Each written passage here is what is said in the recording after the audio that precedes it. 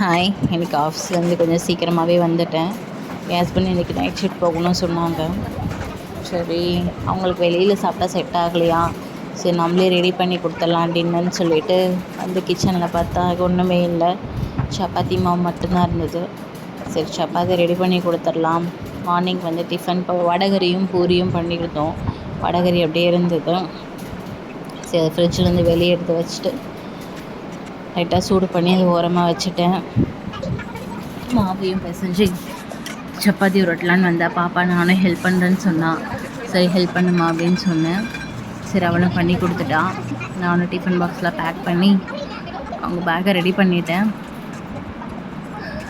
Kitchen பாருங்கள் எப்படி பண்ணி வச்சுருக்கான். அதையும் கையோட க்ளீன் பண்ணிடலான்னு சொல்லிவிட்டு அதையும் க்ளீன் பண்ணிட்டோம்.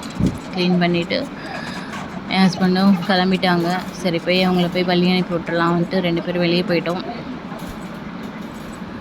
பாப்பா வாடி உள்ளே போகலான்னு சொன்னா, இருமா அப்பா கிளம்புனே போகலான்னு சொல்லிட்டான். சரி வெயிட் பண்ணோம்.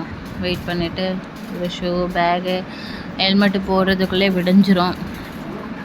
அதனால் கொஞ்சம் பொறுமையாக வெயிட் பண்ணி கிளம்புற வரைக்கும் வாசல்லே உட்காந்துட்டு இருந்தோம்.